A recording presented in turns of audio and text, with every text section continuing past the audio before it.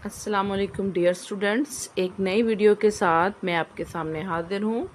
उम्मीद करती हूँ कि आप सब लोग ठीक होंगे और पहले जितनी भी वीडियो आपको मिली हैं उस सब से बखूबी इस्तेफादा कर रहे होंगे। तो एक्सरसाइज 5.2 स्टार्ट करने से पहले हम चलते हैं एक्सरसाइज के कुछ डेफिनेशंस की तरफ कि एक्सरसाइज में हमें करना क्या है। हाँ जी, तो इसके लिए सबसे पहले क्या है आपके पास फ्रीक्वेंसी डिस्ट्रीब्यूशन। तो हम देखते हैं कि फ्रीक्वेंसी डिस्ट्रीब्यूशन होता क्या है। मतलब सबसे पहले तो आपके पास फ्रीक्वेंसी का वर्ड है एक यूज़ हो रहा, तो हम फ्रीक्वेंसी को देख लेते हैं उसका क्या मतलब है। The number of times a value occurs in A data is called the frequency of that value. कि किसी भी डेटा में एक नंबर जो है जितनी दफ़ा मौजूद है, जितनी दफ़ा ज़ाहिर हुआ है, जितनी दफ़ा आपको दिया गया है, उसे हम क्या कहते हैं, फ्रीक्वेंसी। ठीक हो गया। तो फ्रीक्वेंसी डिस्ट्रीब्यूशन क्या होता है, to write a data in the form of a table in such a way that the frequency of each class is observed at once is called frequency distribution. कि data को एक table की form में इस तरह से लिखना कि जो फ्रीक्वेंसी दी हुई है, जो कि हम जिसको ऑब्जर्व कर रहे हैं, वो क्या कहलाएगी, फ्रीक्वेंसी डिस्ट्रीब्यूशन कहलाएगी। फिर नेक्स्ट आपके पास आ गया जी cumulative frequency. Cumulative frequency is calculated by adding each frequency from a frequency distribution to the sum of its predecessor. Cumulative frequency को हम कैलकुलेट करते हैं हर फ्रीक्वेंसी में ऐड करके, जो कि फ्रीक्वेंसी डिस्ट्रीब्यूशन का हमने टेबल बनाया होता है, वहाँ पे हमें फ्रीक्वेंसी दी होती है। तो हर पिछली जो फ्रीक्वेंसी को अगले में फ्रीक्वेंसी क्यूमुलेटिव फ्रीक्वेंसी में ऐड करके हम क्या हासिल कर सकते हैं, क्यूमुलेटिव फ्रीक्वेंसी हासिल कर सकते हैं। तो सबसे पहले के सूरत में हमें क्या करना होता है, मतलब construction of frequency and cumulative frequency distribution. कि हमें कोई डेटा दिया होता है, ठीक हो गया। जो डेटा हमें दिया होता है तो उसमें से हमने सबसे पहले उस डेटा को अरेंज करना होता है। कि हम उस डेटा को अरेंज करते हैं, छोटी से छोटी वैल्यू को पहले लिखते हैं और उसके बाद जैसे जैसे बड़ी बड़ी वैल्यू आती जाती हैं हम उनको एक तरतीब के साथ लिखते जाते हैं। पहले छोटी, फिर उससे बड़ी, फिर उससे बड़ी और उससे बड़ी, यहाँ तक के जो उस डेटा की सबसे बड़ी वैल्यू होती है उसको फिर सबसे ऊपर लिख लेते हैं। ठीक हो गया। फिर एक हमारे पास लार्जेस्ट वैल्यू आती है और एक हमारे पास स्मॉलेस्ट वैल्यू आती है। फिर उनको हम डिफरेंट क्लासेस में डिवाइड कर लेते हैं कि इससे हमारी मतलब कितनी क्लासेस बनेंगी जिसमें हम अपने इस डेटा को कर सकते हैं। क्वेश्चंस में कहीं पर आपको क्लासेस दी होंगी, कहीं पे आपने खुद फाइंड करनी होंगी। ठीक हो गया। तो उसके बाद जैसा अब यहाँ पे आपके सामने एक कंस्ट्रक्शन उन्होंने दिया हुआ है, एक टेबल की, उन्होंने कहा जी ये डाटा दिया हुआ है, आप इसको कंस्ट्रक्ट करें। तो look for the largest and smallest value that is 45 and 28 respectively. Number of classes to be made is 6। कि आपको लार्जेस्ट वैल्यू 40, स्मॉलेस्ट 28 और लार्जेस्ट 45 वैल्यू दी हुई है। फिर नंबर ऑफ क्लासेस जो हमें दी हुई है वो है 6। के 28 से 45 तो हमें 6 क्लासेस में डिस्ट्रीब्यूट करना है। ठीक हो गया, इसको डिवाइड करना है। To find out the size of class interval use the given formula. कि जब भी आपने क्लास इंटरवल फाइंड करना है तो उसके लिए आप कौन सा फार्मूला यूज करेंगे, size of class interval which is equal to largest value minus smallest value. के सबसे बड़ी वैल्यू में से छोटी वैल्यू को माइनस करेंगे और डिवाइड करेंगे इस पूरे को किस पे, नंबर ऑफ क्लासेस पे, कि जितनी हमारे पास नंबर ऑफ क्लासेस हैं। तो यहाँ हमारे पास लार्जेस्ट वैल्यू क्या है 45, स्मॉलेस्ट वैल्यू है 28, नंबर ऑफ क्लासेस हैं 6। तो 45 में से 28 माइनस करेंगे 17 आएगा और इसको जब 6 पे डिवाइड करेंगे तो आंसर आपके पास आएगा अप्रॉक्सीमेटली 2.8, जिसको हम राउंड ऑफ करके क्या लिख सकते हैं, 3। ठीक हो गया। इसी तरह से अब आपके पास क्लास लिमिट दी हुई है, उसमें हम टैली मार्क्स ऐड करेंगे। ठीक हो गया। फिर फ्रीक्वेंसी फाइंड करेंगे और क्यूमुलेटिव फ्रीक्वेंसी फाइंड करेंगे। ठीक है, मैंने एक शॉर्ट क्लिप में आपको टैली मार्क्स करना सिखाया है।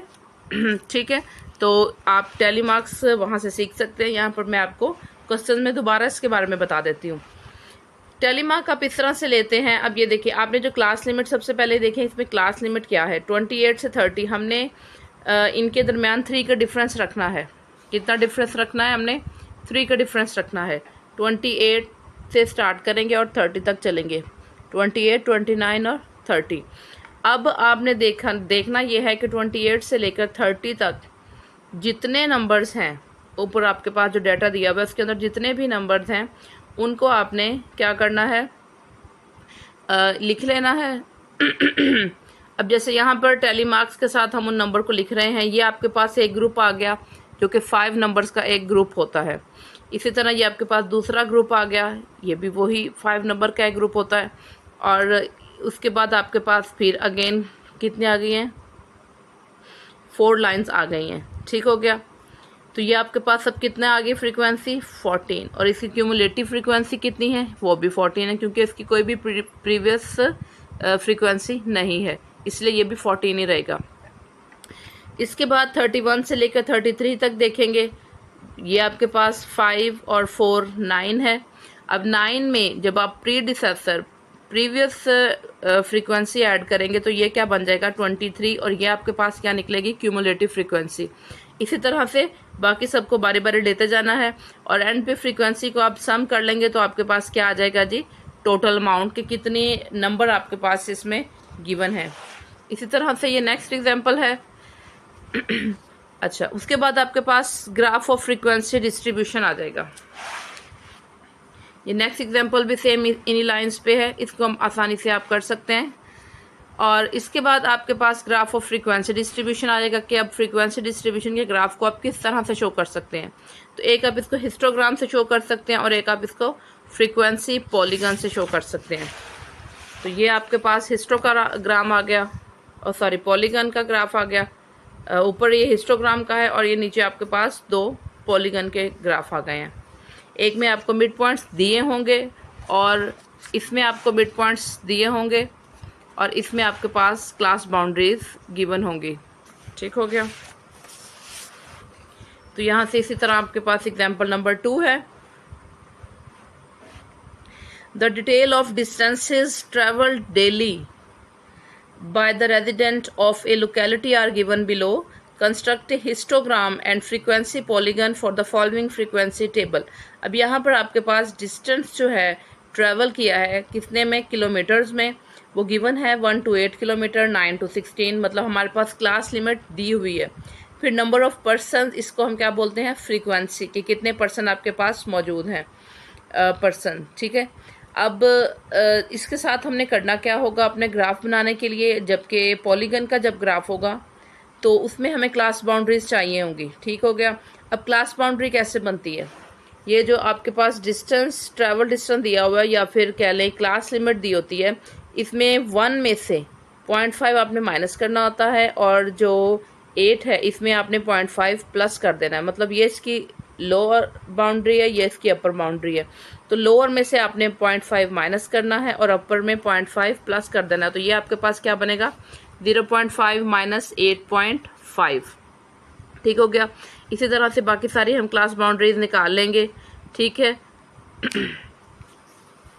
और मिड पॉइंट फाइंड करने के लिए आपने क्या करना है, क्लास लिमिट को प्लस करना है, 1 + 8 और उसके 2 पे डिवाइड करेंगे तो आपके पास मिड पॉइंट निकलाएंगे। सही है। इसी तरह हमने 1 + 8 किया, उसको 9 हो गया, उसको 2 पे डिवाइड किया तो 4.5 निकला। फिर 9 - 16 है तो 9 + 16 करके, मतलब ये 9 - 16 है, 9 to 16 होता है।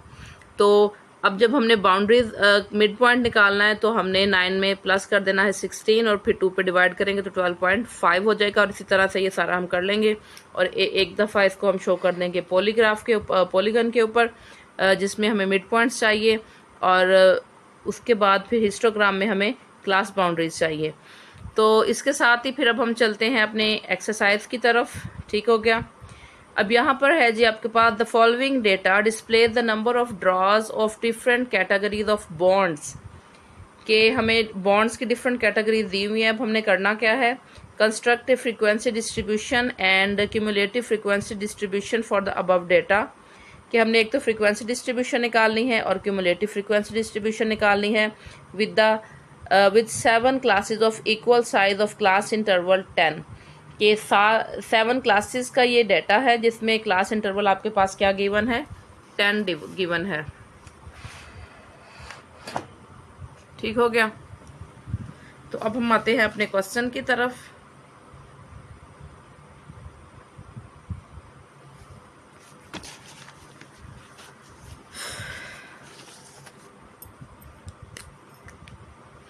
इसमें सबसे पहले आपने करना क्या है जी, क्वेश्चन में आपने सबसे पहले इसको स्मॉल से कैपिटल की तरफ जाना है। स्मॉल से कैपिटल से मुराद स्मॉलेस्ट वैल्यू से लार्जेस्ट वैल्यू की तरफ। तो हमारे पास स्मॉलेस्ट वैल्यू है 35। 35 के बाद क्या आ रहा है आपके पास 39, 38 और फिर आ रहा है 39। उसके बाद आपके पास नेक्स्ट वैल्यू है 47। उसके बाद आपके पास आएगा जी 50, फिर 51 और 51 टू टाइम है। जो वैल्यू जितनी दफ़ा लिखी हुई होगी उसको उतनी ही दफ़ा लिखना है। ये नहीं कि एक दफ़ा हम स्किप कर दें कि ये तो हो चुकी है, नहीं नहीं, ऐसा नहीं हम करेंगे, ठीक है। तो फिर 53 आएगा। उसके बाद आपके पास आ रहा है जी 55। फिर आ रहा है आपके पास, यहाँ से हम देखते हैं 56। 56 के बाद आपके पास 59। अच्छा ये देखें 55 यहाँ पर ऊपर भी एक जगह दिया हुआ है, तो यहाँ पे इसी को हम 55 बना देते हैं। नेक्स्ट आ गई 56, ठीक हो गया।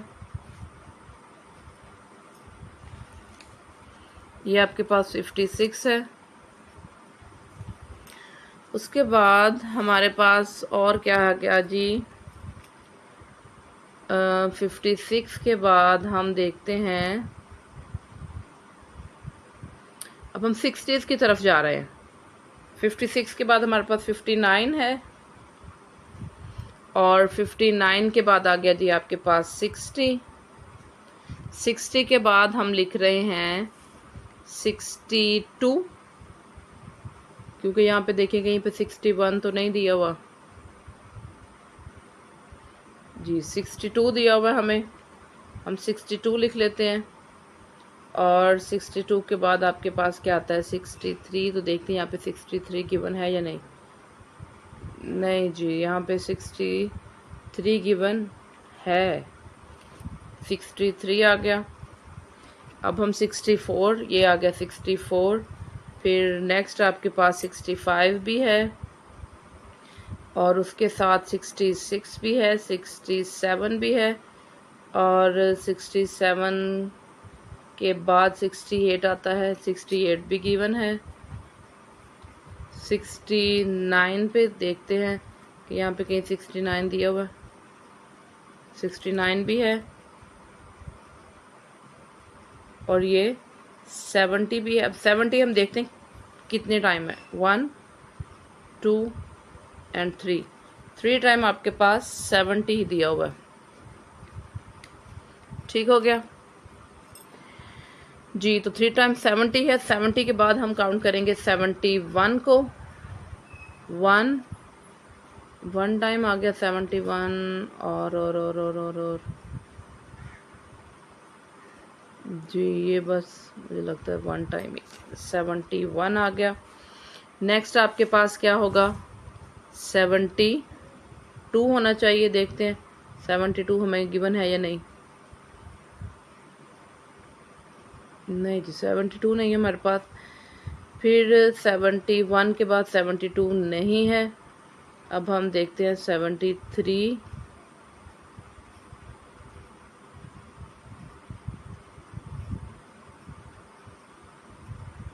3 भी नहीं है, 4 भी नहीं है। फिर मुझे लगता है 75 है सीधा। 75 के बाद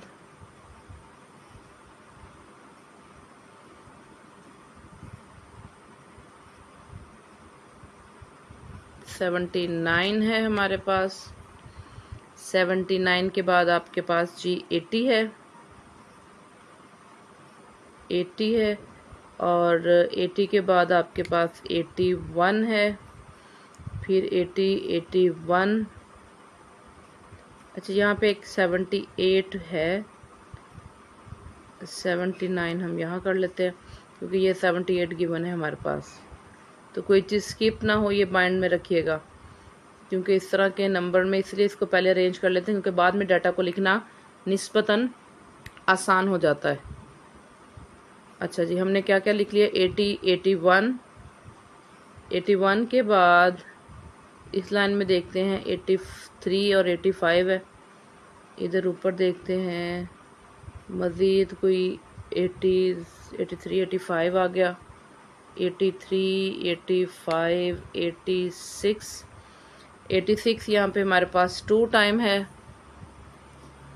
86 हमारे पास कितना है जी, 2 टाइम है, हमने 2 टाइम लिख लिया। फिर 87 89 87 89 और 89 के बाद हमारे पास क्या है जी, हम देखते हैं 90 तो नहीं है नीचे वाली लाइन में, नहीं 90 नहीं है, 90 नहीं है। 90 की और कौन कौन सी वैल्यू है, एक तो हमारे पास 90 में 98 है, 99 है और ये भी 99 है, 95 जी, 95 98 99 और 2 टाइम 99 है। अच्छा 99 के बाद और क्या है,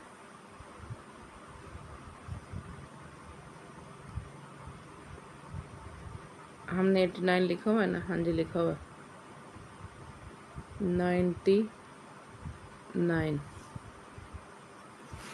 आई थिंक सो। इतनी ही वैल्यूज़ है, एक दफ़ा हम इन्हें काउंट कर लेते हैं तो देख लेते हैं कि ये कितनी है टोटल।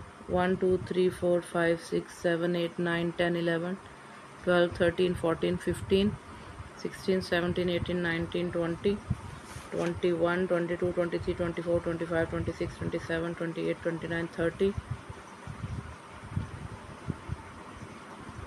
40 टोटल जी हमारे पास ये 40 हैं। ठीक हो गया। चलें जी, अब हम चलते हैं अपने क्वेश्चन को कंप्लीट करते हैं कि टोटल हमारे पास कितनी वैल्यूज़ हैं और किस तरह से हम इसको अब कर सकते हैं। ठीक हो गया। तो ऐसा करेंगे, सबसे पहले तो हम यहाँ पर लिख देते हैं जी लोएस्ट वैल्यू।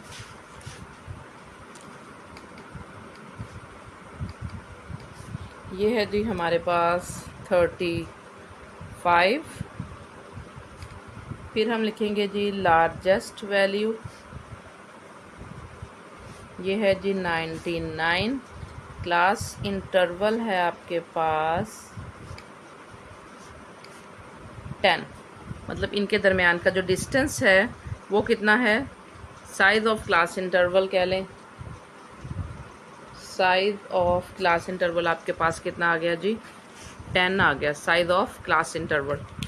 ठीक है, अब हमें क्या करना है, अब हमें टेबल एक कंस्ट्रक्ट करना है। अब हम अपना टेबल कंस्ट्रक्ट करेंगे एक स्केल और पेंसिल की मदद से। अब हम यहाँ से देखते हैं जी हमारे पास कितनी हम लाइंस ड्रॉ करेंगे। हम अंदाज़न अब एक टेबल ड्रॉ करते हैं जिसमें ये फुल लेंथ हम ले लेते हैं। ठीक है,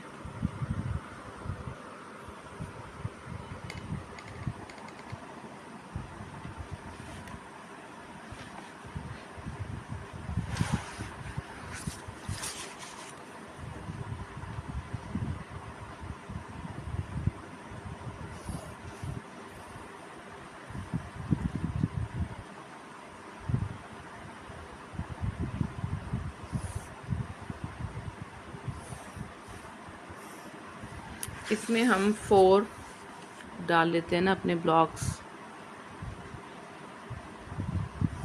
1 2 3 और ये 4 हो गया। ठीक है जी,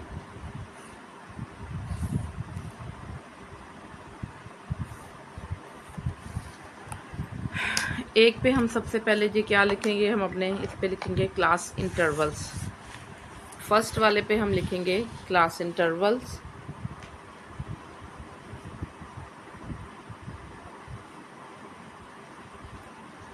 जिसे हम उर्दू में जमाती वक्फा भी बोलते हैं। ठीक है, तो जब हमने इनको 10 क्लासेस में डिवाइड करना है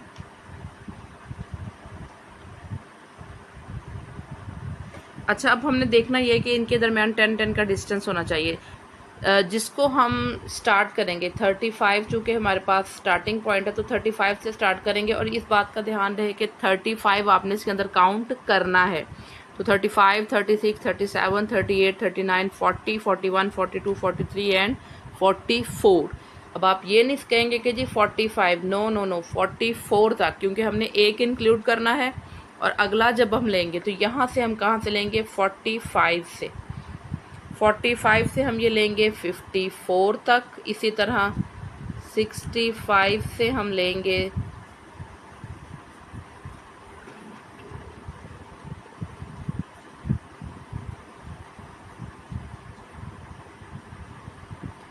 सॉरी 54 से हम यहाँ पे जाएंगे जी 55 से हम लेंगे 64 तक, फिर 65 से हम लेंगे 74 तक, फिर 75 से लेंगे 84। ठीक है, इसके साथ हम फिर क्या करेंगे जी 85 से 94 और 95 टू 104। ठीक हो गया। दोबारा एक दफ़ा देख लें कि इसमें हमने जो क्लास इंटरवल्स हैं जो हमने 10 बनाने हैं, तो ये आपने कैसे करने हैं जी, 35 टू 44 आप जाएंगे, और ये 35 जो आपका स्टार्टिंग पॉइंट होगा, यहाँ से आपने 35 को इंक्लूड करना है, लेकिन और 35 को इंक्लूड करते हुए आप आगे चलेंगे। ठीक है, तो 35 से 44 तक, और फिर 45 से 54, इसी तरह सो ऑन आप आगे चलते जाएंगे। फिर अब हम इसको टैली मार्क्स के साथ शो करेंगे कि 35 से, अब देखिए 35 से 44 तक कितने आए हैं इसके दरमियान में। 35 से 44 तक कितने हैं जी, जस्ट ओनली 3। तो हम 3 लाइंस लगा देंगे, 1 2 3।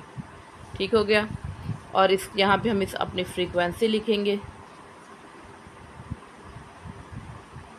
और यहाँ पर हम क्यूमुलेटिव फ्रीक्वेंसी।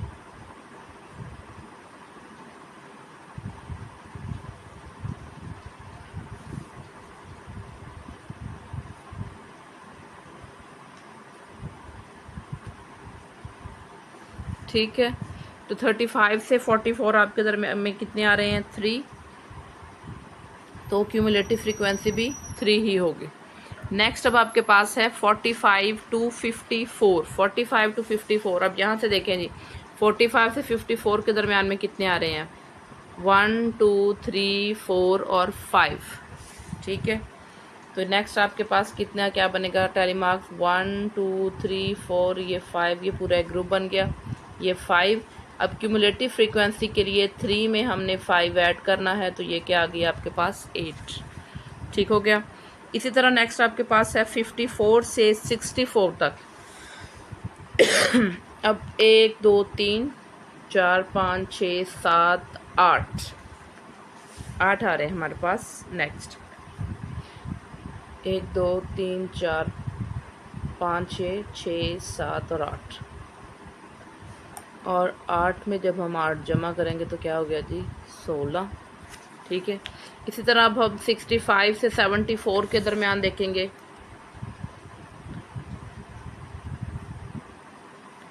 ये आपके पास आ गए हैं जी 10।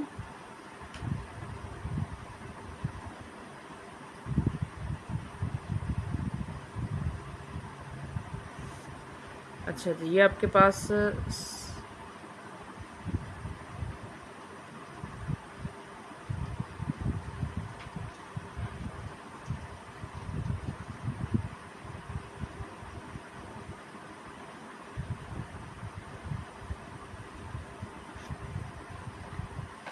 1 2 3 4 5 6 7 8 9 10 9, मेरे तो काफ़ी तो 9 आ रहे हैं। तो अच्छा, हम ज़रा देखते हैं इसको। जी नेक्स्ट आप जी, तो स्टूडेंट्स हम कहाँ पे थे, हमने ये 16 तक अपना डाटा रिकवर किया था। नेक्स्ट हम देखते हैं, हमारे पास है जी 65 से 74 तक। अब हम देखते हैं कि 65 से 74 तक हमारे पास कितने नंबर इसके दरमियान में आ रहे हैं। तो अब हम उनको काउंट कर लेते हैं। तो यहाँ से देखिए 65 से 74, 1 2 3 4 5 6 7 8 9। तो यहाँ पर हमारे पास कितने नंबर आ गए हैं जी? 9। तो यहाँ का हमने लिख लिया, 9 लिख लिया। नेक्स्ट अब हमने क्यूमुलेटिव फ्रीक्वेंसी के लिए 16 में 9 प्लस किया, तो ये क्या बन गया आपके पास? 25। इसी तरह हमने 75 से 84 तक काउंट करने हैं कि 75 से 84 के दरमियान कितने मार्क्स नंबर हैं जो फ्रीक्वेंसी के हैं। तो वो है हमारे पास 6। उसको फिर क्यूमुलेटिव फ्रीक्वेंसी जब हमने निकाली है तो 25 में जो प्रीवियस फ्रीक्वेंसी है क्यूमुलेटिव फ्रीक्वेंसी, उसमें हमने नेक्स्ट फ्रीक्वेंसी ऐड करनी है। तो 25 में फिर 6 प्लस करेंगे तो 31 आ जाएगा आपके पास।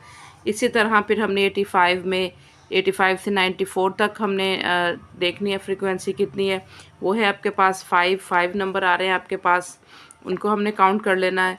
और एक चीज़ ज़हन में रखनी है कि ये ज़रूरी नहीं है कि नंबर एक के बाद अगला आता जाए, दरमियान में 2-3 स्किप भी हो सकते हैं। सेम नंबर कितनी दफ़ा रिपीट हो ये भी पॉसिबल है।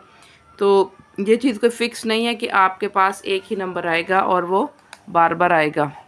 एक ही नंबर आएगा और वो नंबर आपके पास मतलब बार बार भी आ सकता है, और ये भी हो सकता है कि वो नंबर ना भी आए। ठीक है, तो अच्छा, इसके बाद अब आप देख रहे हैं जी 31 में आपने 5 प्लस किया तो ये 36 हो गया। और उसके बाद 95 से 104 के दरमियान आपके पास कितने हैं जी? 4 है। और 36 में हमने 4 प्लस किया तो ये 40 निकला है। और आप ये एक चीज़ जहन में रखें कि क्यूमुलेटिव फ्रीक्वेंसी और जो फ्रीक्वेंसी है टोटल, ये आपकी इक्वल होनी चाहिए। तो इस तरह से आपका क्वेश्चन नंबर 1 कंप्लीट हो गया।